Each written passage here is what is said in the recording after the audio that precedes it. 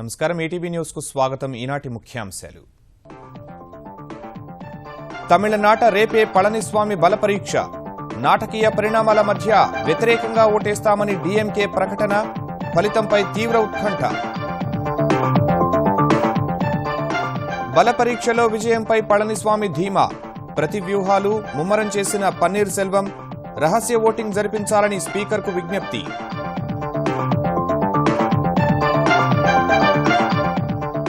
ఆంధ్రప్రదేశ్ను silicon valley తరహాలో అభివృద్ధి చేస్తామన్న చంద్రబాబు. అమరావతిలో 8 ఐటీ సంస్థలను ప్రారంభించిన ముఖ్యమంత్రి.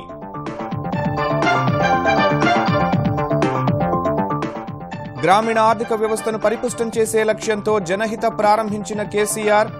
కుల చేతి వృత్తులకు పూర్వ వైభవం తీసుకొస్తామని హామీ.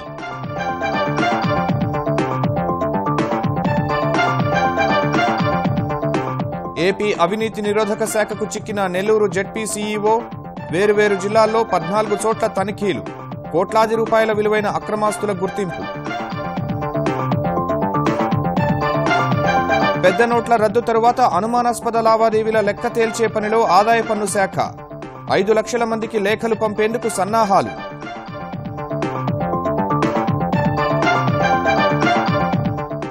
ఎలక్ట్రానిక్ దిగ్గజం శాంసంగ్ కు గట్టి ఎదురుదెబ్బ.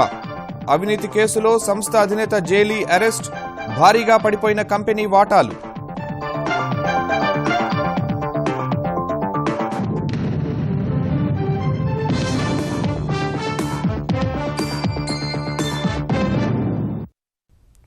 అనూహ్య మలుపుల తర్వాత తమిళ అధికార పీఠాన్ని అధిరోహించిన ఎడప్పాడి పళనిస్వామి రేపు బలపరీక్ష ఎదుర్కొనున్నారు. 123 మంది సభ్యుల మద్దతున్న ఆయన ఆఖరి నిమిషంలో ఏమైనా చిక్కులు ఎదురైతే మినహా విశ్వాస పరీక్ష నెగ్గడం ఖాయంగా కనిపిస్తోంది. తమిళనాట 30 ఏళ్ల తర్వాత తొలిసారి జరుగుతున్న బలపరీక్ష వేదికగా పైచేయి సాధించేందుకు పన్నీర్ సెల్వం వర్గం సైతం వ్యూహాలు రచిస్తోంది. కొద్ది రోజుల నుంచి నాటకీయ మలుపులు తిరిగిన తమిళ రాజకీయం రేపు మరో కీలక ఘట్టానికి వేదిక కానుంది. గురువారం సాయంత్రం ఆ రాష్ట్ర ముఖ్యమంత్రి బాధ్యతలు చేపట్టిన ఎడప్పాడి పళనిస్వామి గవర్నర్ విద్యాసాగర్రావు ఆదేశానుసారం శనివారం ఉదయం 11 గంటలకు బలపరీక్షను ఎదుర్కోనున్నారు. మొత్తం 234 స్థానాలున్న తమిళనాడు శాసనసభలో అన్నాడీఎంకేకు మొత్తం 135 మంది సభ్యులున్నారు. ఇందులో నిన్నటి వరకు 124 మంది పళనిస్వామి పక్షాన నిలవగా బలపరీక్షకు ఒక్కరోజు ముందు ఆయనకు ఎదురుదెబ్బ తగిలింది.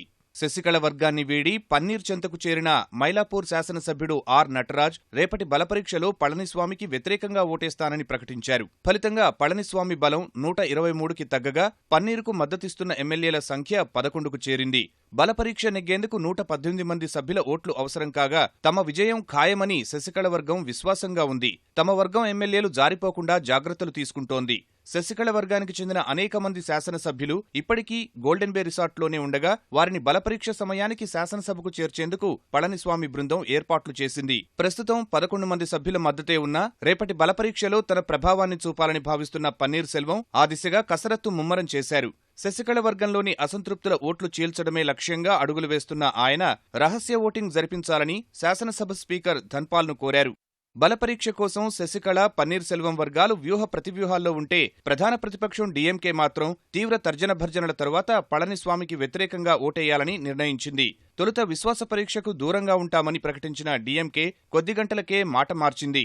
శాసనసభకు హాజరై తమ పార్టీకి చెందిన 89 మంది సభ్యులు పళనిస్వామికి వ్యతిరేకంగా ఓటేస్తారని ప్రతిపక్ష నేత డీఎంకే కార్యనిర్వాహక అధ్యక్షుడు స్టాలిన్ ప్రకటించారు. బలపరీక్షలో అనుసరించే వైఖరిపై శనివారమే తమ నిర్ణయాన్ని ప్రకటిస్తామని 8 మంది సభ్యులున్న కాంగ్రెస్ తెలిపింది. చివరిసారిగా 1988 జనవరిలో తమిళనాడు శాసనసభ వేదికగా బలపరీక్ష జరిగింది. ఎంజీఆర్ మృతి తరువాత ఆయన భార్య జానకి, జయలలిత మధ్య ఇదే తరహా వర్గపోరు నెలకొనగా నాటి విశ్వాస పరీక్షలో జానకి వర్గం విజయం సాధించింది. దాదాపు 3 దశాబ్దాల తరువాత జరుగుతున్న బలపరీక్షలో ఎలాంటి ఫలితం వస్తుందన్న అంశంపై సర్వత్రా ఆసక్తి నెలకొంది.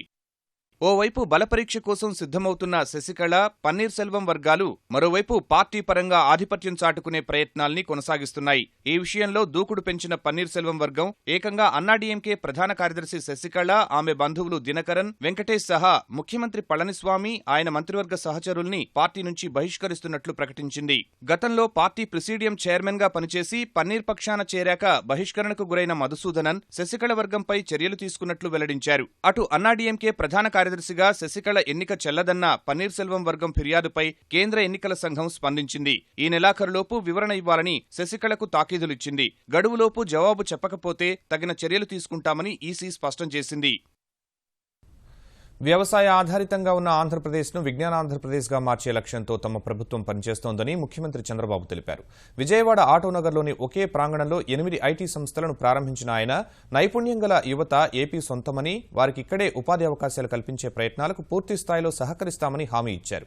విదేశాలకు వెళ్లిన వారు పుట్టిన గడ్డకు తిరిగి వచ్చి కంపెనీలు ఏర్పాటు చేయడాన్ని చంద్రబాబు అభినందించారు.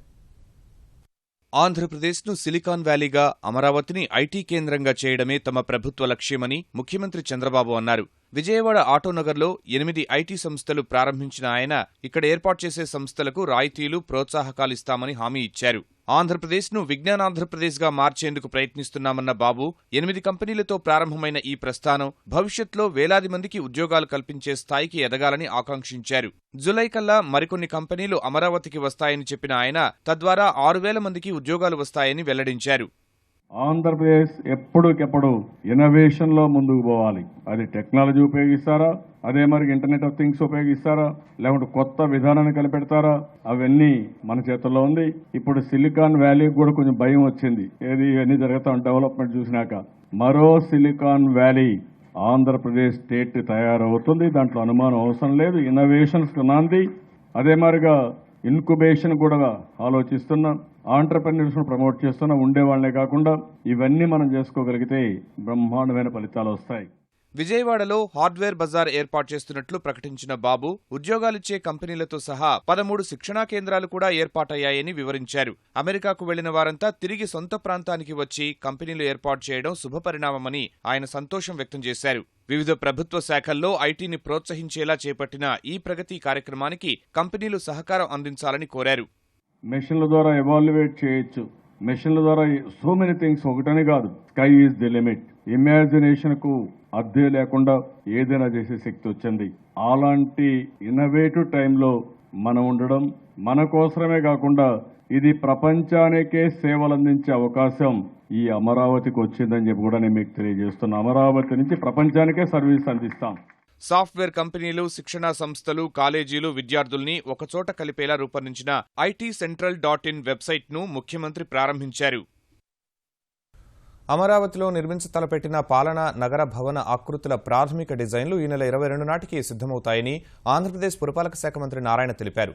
ఇప్పటికే ఆకృతులకు తుది రూపం ఇచ్చేందుకు నార్మన్ ఫాస్టర్ బృందం ప్రాథమికంగా 3 ఆకృతులను రూపొందించిందన్న మంత్రి వాటిలో స్వల్ప మార్పులు చేర్పులు చేసేందుకు CRDA కమిషనర్తో కలిసి తాను లండన్ వెళ్తున్నట్లు చెప్పారు. నార్మన్ ఫాస్టర్ సంస్థ రూపకల్పన చేసే డిజైన్లపై తమ ప్రభుత్వం అత్యంత శ్రద్ధ పెట్టిందన్న ఆయన అమరావతి సంస్కృతి, సంప్రదాయాలు, చరిత్రను దృష్టిలో పెట్టుకుని ఆకృతుల్ని సిద్ధం చేయాల్సిందిగా మాస్టర్ ఆర్కిటెక్ట్కు సూచనలు చేసినట్లు మంత్రి వివరించారు. 28వ తేదీ ఆ మార్పులు చేర్పులను బట్టి వాళ్ళు చేసి ఇక్కడికి సీఎం దగ్గర తీసుకొచ్చి సీఎం గారి సలహాలు తీసుకుని సీఎం గారు ఇచ్చే సూచనల మేరకు మార్పులు చేర్పులు చేసి వీలైన తొందరలో ఫైనల్గా మనకి ఇవ్వడం జరుగుతుంది. వాళ్ళు ఇస్తుండేది హైకోర్టుకి, అసెంబ్లీకి మాత్రమే. మిగతా వాటికి యాక్చువల్గా టెండర్లు పిలుచున్నారు. ఈ ఫైనలైజ్ అయిన తర్వాత ఏజెన్సీని ఫైనలైజ్ చేస్తారు. గ్రామీణ ఆర్థిక వ్యవస్థ పటిష్టం చేసే లక్ష్యంతో ముఖ్యమంత్రి కేసీఆర్ జనహితకు శ్రీకారం చుట్టారు. చనిపోయిన జర్నలిస్టు కుటుంబాలతో ప్రగతి భవన్లోని కొత్త సమావేశ మందిరంలో తన పుట్టినరోజును పురస్కరించుకుని కార్యక్రమాన్ని ప్రారంభించారు. కుల, చేతి వృత్తులకు పూర్వ వైభవం లక్ష్యంగా ప్రభుత్వం కార్యక్రమాలు రూపొందిస్తోందని చెప్పిన కేసీఆర్ తెలంగాణలో పేదరికం, దుఃఖం పోవాలన్నదే తన అభిమతమన్నారు. చనిపోయిన జర్నలిస్టు కుటుంబాలకు 2 పడక గదుల ఇళ్లు, పెళ్లిడు ఆడపిల్లలకు 3 లక్షల రూపాయల ఆర్థిక సహాయంపై హామీలిచ్చారు. తెలంగాణ ముఖ్యమంత్రి క్యాంపు కార్యాలయం ప్రగతి భవన్లో భాగంగా నిర్మించిన జనహిత ప్రారంభమైంది. తన 63వ పుట్టినరోజును పురస్కరించుకుని ముఖ్యమంత్రి కేసీఆర్ జనహిత సమావేశ మందిరాన్ని ప్రారంభించారు. మొదట చనిపోయిన జర్నలిస్టుల కుటుంబాలతో సమావేశమైన కేసీఆర్ ఒక్కో కుటుంబానికి 1 లక్ష రూపాయల చొప్పున ఆర్థిక సహాయం అందించారు. తీవ్ర అనారోగ్యంతో బాధపడుతున్న వారికి 50,000 రూపాయల చెక్కులు ఇచ్చారు. జర్నలిస్టుల సంక్షేమానికి తెలంగాణ ప్రభుత్వం ప్రాధాన్యమిస్తుందన్న సీఎం వచ్చే బడ్జెట్లో 30 కోట్ల రూపాయలు కేటాయిస్తామని ప్రకటించారు. ప్రతి సంస్థ భవిష్యనిధి తప్పనిసరిగా కట్టే విధంగా చర్యలు తీసుకుంటామన్నారు. హైదరాబాద్లో పనిచేస్తున్న జర్నలిస్టులకు ఇళ్ల స్థలాలు ఇచ్చే ఆలోచనలో ఉన్నట్లు తెలిపారు. ఇదే సమయంలో మరిన్ని హామీలు ఇచ్చారు. చనిపోయిన జర్నలిస్టుల పిల్లలకు గురుకుల పాఠశాలల్లో కొన్ని సీట్లు కేటాయిస్తామని ప్రకటించారు. మనకు వచ్చినటువంటి వీళ్ళలో ఇల్లు లేని వాళ్ళు ఎవరైతున్నారో వాళ్ళు ఏ జిల్లాకు చెంది ఉంటే ఆ జిల్లాకు నాకు లిస్ట్ తయారు చేసి ఇవ్వండి. వెంటనే వాళ్ళకి డబుల్ బెడ్రూమ్ ఇల్లు మంజూరు చేస్తాం. వారికి స్థలం లేకపోతే స్థలం కూడా సమకూర్చి డబుల్ బెడ్రూమ్ ఇల్లు వెంటనే మంజూరు చేస్తామని మనం చేస్తాం. ఇచ్చినటువంటి సహాయం ₹1,00,000 చెక్కే కాకుండా మీరు కనీసంగా ఒక పద్ధతిగా గౌరవంగా బతకడానికి నెలకు ఒక ₹3,000 5 సంవత్సరాల వరకు మీకు పెన్షన్ ఇస్తాం. చదువుకునే పిల్లలు కనుక ఉంటే నెలకు ₹1,000 ఆ పిల్లల చదువు గురించి కూడా ఇస్తామని చెప్పిన మాట చాలా చాలా సంతోషకరమైన మాట. కొంతమంది పెళ్లిడు ఉన్నటువంటి పిల్లలను మేము రేపు ఎల్లుండో పెళ్లి చేయాల్సిన అక్కర్లేదని చెప్పినారు. ఈ రోజు వచ్చిన వాళ్ళలో ఎంతమంది అయితే ఉన్నారో వాళ్ళ దరఖాస్తులు సేకరించి నాకు ఇవ్వండి. వాళ్ళకి తలా ఒక ₹3,00,000 రేపే మంజూరు చేస్తాం. సీఎం రిలీఫ్ ఫండ్ నుంచి ప్రభుత్వం ఉంది, తప్పకుండా మీకు సాయం చేస్తుంది. తెలంగాణ 19.5% వృద్ధితో దేశంలోనే అగ్రగామిగా ఉందన్న కేసీఆర్, చేతి కులవృత్తులకు పూర్వ వైభవం వస్తే గ్రామీణ ఆర్థిక వ్యవస్థ పటిష్టమవుతుందన్నారు. ఈ దిశలో ప్రభుత్వం కార్యక్రమాలు చేపడుతోందన్నారు. 88 లక్షల గొర్రెలు, 4 లక్షల యాదవ కుటుంబాలకు 75% సబ్సిడీ మీద భారతదేశం లెక్క లేని విధంగా ఈ 2 సంవత్సరాల్లో సప్లై చేయబోతా ఉన్నాం. చేస్తే అది మల్టిప్లికేషన్ అవుతుంది. మల్టిప్లికేషన్ ఎంత అయిందంటే 4 కోట్ల గొర్రెలు తయారైతాయి తెలంగాణలో. 4 కోట్లు ఇంటూ 5,000 లెక్క పెట్టుకుంటే కూడా తెలంగాణ యాదవ కులం దగ్గర 20,000 కోట్ల రూపాయల సంపద సమకూరుతుంది. 20,000 కోట్లు. This is Telangana. This is what is బంగారు తెలంగాణ. ప్రధాని నరేంద్ర మోదీ, ఏపీ ముఖ్యమంత్రి చంద్రబాబు, గవర్నర్ నరసింహన్, మహారాష్ట్ర గవర్నర్ విద్యాసాగర్ రావు కేసీఆర్కు ఫోన్ చేసి పుట్టినరోజు శుభాకాంక్షలు తెలిపారు. కేసీఆర్ పుట్టినరోజును తెరాస శ్రేణులు ఆయన అభిమానులు ఘనంగా జరుపుకున్నారు. హైదరాబాద్లోని తెరాస ప్రధాన కార్యాలయంలో ఎంపీ కవిత 63 కిలోల కేక్ కట్ చేయగా, జలవిహార్లో 100 కిలోల కేక్ కోసి రక్తదాన శిబిరం, సాంస్కృతిక కార్యక్రమాలు నిర్వహించారు. హైదరాబాద్లోని వేర్వేరు చోట్ల కేసీఆర్ పుట్టినరోజు వేడుకలు నిర్వహించిన తెరాస నేతలు, కార్యకర్తలు దివ్యాంగులకు, ఆసుపత్రుల్లో రోగులకు, విద్యార్థులకు పండ్లు పంచారు. తెలంగాణలోని అన్ని జిల్లాల్లో ప్రత్యేక ప్రార్థనలు చేసి రక్తదాన శిబిరాలు ఏర్పాటు చేశారు. నల్గొండలో 5K రన్ నిర్వహించగా, మంచిర్యాల జిల్లా మందమరిలో స్థానిక తెరాస నేత తిరుపతి కుమార్తె వివాహ వేదికపైనే కేసీఆర్ పుట్టినరోజును జరిపారు. ఆంధ్రప్రదేశ్ గుంటూరు జిల్లా తెనాలిలోని శబరి వృద్ధాశ్రమంలో కేక్ కోసి అన్నదానం చేశారు. ఢిల్లీలోని తెలంగాణ భవన్లో కేసీఆర్ పుట్టినరోజును ఘనంగా నిర్వహించగా, లండన్లో తెరాస విభాగం 63 రకాల పుష్పాలతో దుర్గామాత ఆలయంలో ప్రత్యేక పూజలు చేసింది. 125 అడుగుల అంబేద్కర్ విగ్రహం ఏర్పాటుపై అధ్యయనం కోసం చైనాలో ఉన్న ఉప ముఖ్యమంత్రి కడియం శ్రీహరి బృందం అక్కడే కేసీఆర్ పుట్టినరోజు వేడుక నిర్వహించింది.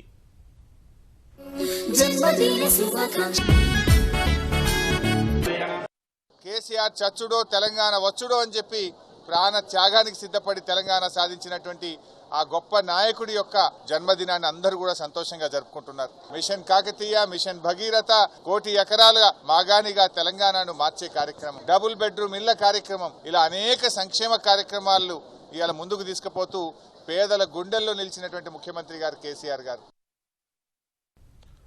పెద్ద నోట్ల రద్దు తర్వాత అనుమానాస్పద లావాదేవీలు జరిపిన వారి లెక్కలు తేల్చే ప్రక్రియను ఆదాయ పన్ను శాఖ ముమ్మరం చేసింది. బ్యాంకుల్లో జమ చేసిన సొమ్ము వివరాలు చెప్పాలని 18 లక్షల మందికి సంక్షిప్త సందేశాలు, ఈమెయిళ్లు పంపిన ఐటీ శాఖ వాటికి ఇంకా జవాబివ్వని వారికి లేఖలు రాయాలని నిర్ణయించింది.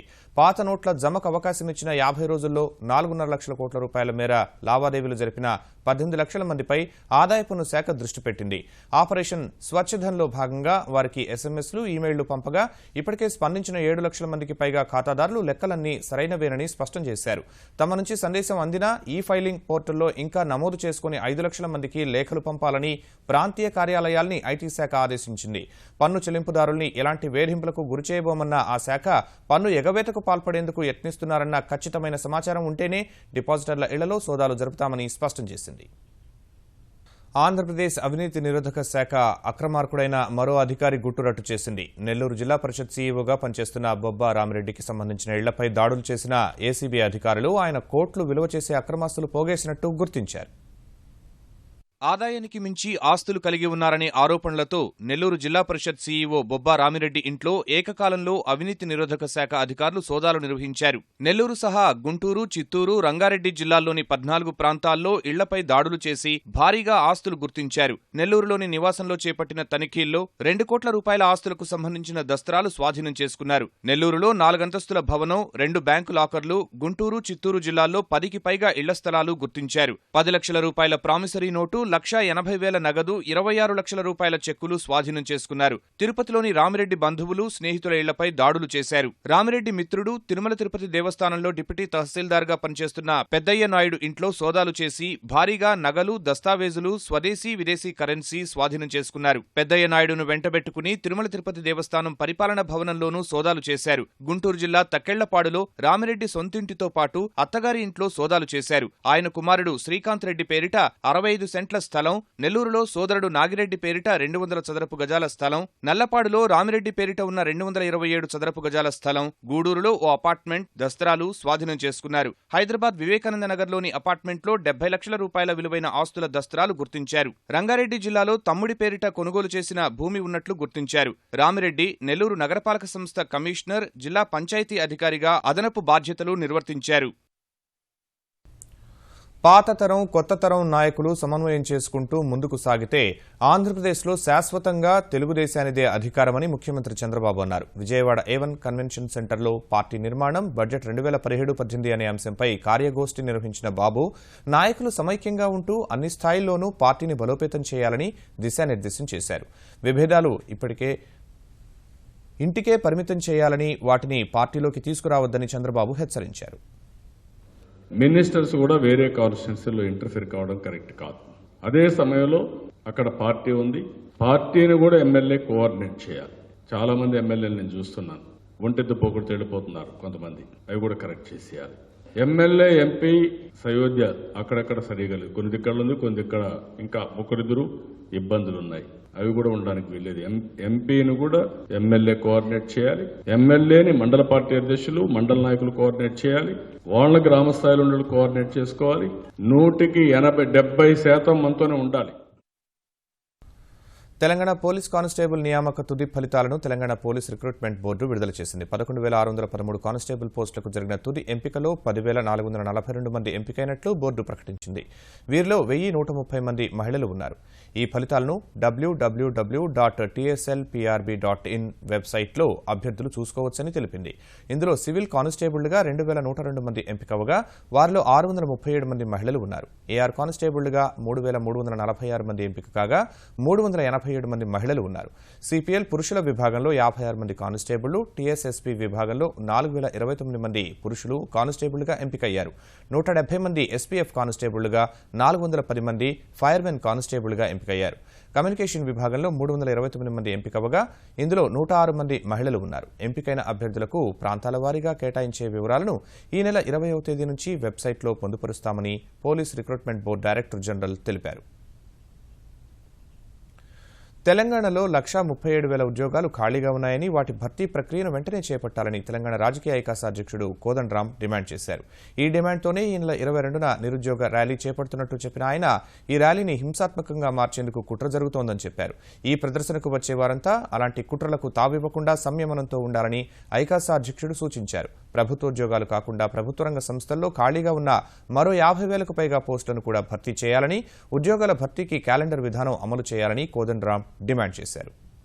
1,07,000 ఖాళీలలో 98,000 ఖాళీలు జిల్లా క్యాడర్ కు, జోనల్ క్యాడర్ కు, మల్టీ జోనల్ క్యాడర్ కు చెందినవి. 2014 నుంచి యువతలు మరొక 30,000 మంది రిటైర్ అయ్యారు. దాని కారణంగా ఇప్పటి వరకు వచ్చినటువంటి ఖాళీలు 1,37,000. ఇప్పటి వరకు భర్తీ చేసింది 4,295. పెండింగ్ లో ఉన్నది 1,645 టీఎస్పీఎస్సీ ముందు సుమారుగా 11,000 పోలీసు ఉద్యోగుల భర్తీకి సంబంధించింది. ఇవి అంటే సుమారుగా ఒక 13,000 దాకా పెండింగ్ లో ఉన్నాయి. మేమనేది ఏంటంటే ఈ ఖాళీల భర్తీ కోసం ప్రక్రియ ప్రారంభించండి అని చెప్పి గవర్నమెంట్ వేడుకుంటున్నాం. ప్రజలకు పొదుపు మంత్రాన్ని నేర్పే చిట్ ఫండ్ సంస్థలపై సేవా పన్ను, జీఎస్టీ భారం పడకుండా చూడాలని తెలుగు రాష్ట్రాల ప్రభుత్వాలకు మార్గదర్శి ఎండీ శైలజా కిరణ్ విజ్ఞప్తి చేశారు. వస్తు సేవల పన్ను నుంచి చిట్ ఫండ్ సంస్థల్ని మినహాయించేలా జీఎస్టీ మండలికి రాష్ట్ర ప్రభుత్వాలు సూచించాలని కరీంనగర్లోని మార్గదర్శి చిట్ ఫండ్ కార్యాలయాన్ని సందర్శించిన సందర్భంగా కోరారు. యువత నైపుణ్యాభివృద్ధి సహా స్వయం ఉపాధి కోసం పొదుపు గుణాన్ని అలవర్చుకోవాలని శైలజా కిరణ్ సూచించారు. చిట్ ఫండ్స్ ద్వారా సేవింగ్ మెంబర్స్కి ఎనార్మస్ సర్వీస్ జరుగుతుంది. అలాంటప్పుడు ఈ సర్వీస్ ట్యాక్స్, జీఎస్టీ లాంటివి డెఫినెట్గా ఉండకుండా చూడాల్సిన బాధ్యత ప్రభుత్వాల మీద ఉంది.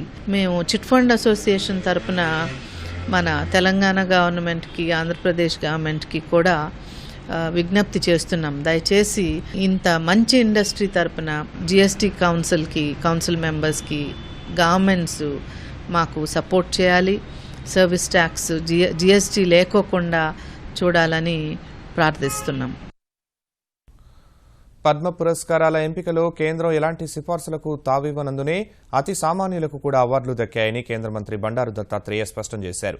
హైదరాబాద్ నెక్లెస్ రోడ్లోని పీపుల్స్ ప్లాజాలో పద్మ పురస్కారాలకు ఎంపికైన తెలుగువారికి జరిగిన సన్మాన కార్యక్రమంలో పాల్గొన్న దత్తాత్రేయ గత ప్రభుత్వాలు తమ అనుయాయులకు మాత్రమే పురస్కారాలు ఇచ్చేవని విమర్శించారు.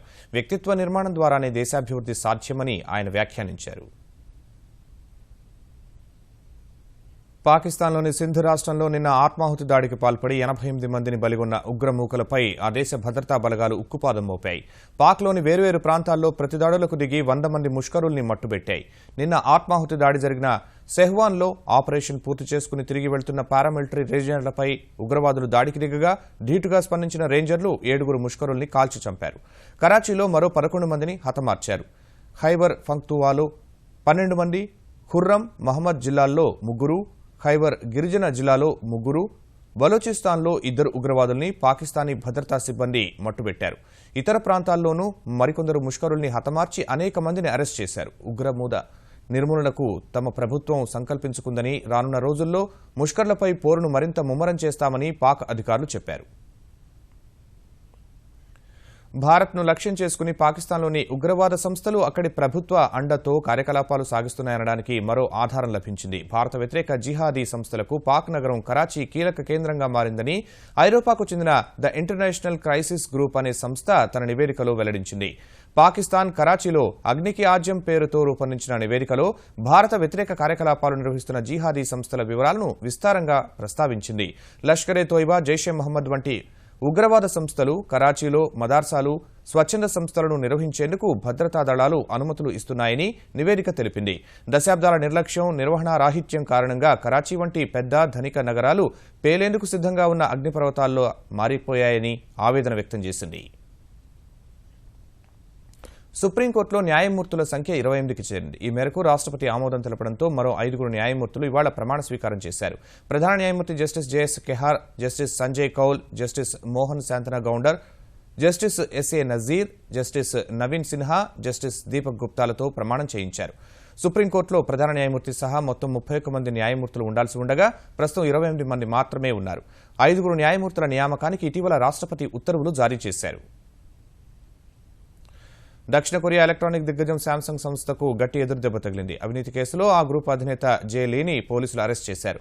దక్షిణ కొరియా అధ్యక్షురాలు పార్క్ గ్యూన్ హైని అభిశంసన చేయడానికి కారణమైన అవినీతి కుంభకోణంలో పాత్ర ఉందన్న ఆరోపణలపై జే లీని అరెస్టు చేశారు. ఆయనపై న్యాయస్థానంలో సుదీర్ఘంగా రహస్య విచారణ జరిగింది.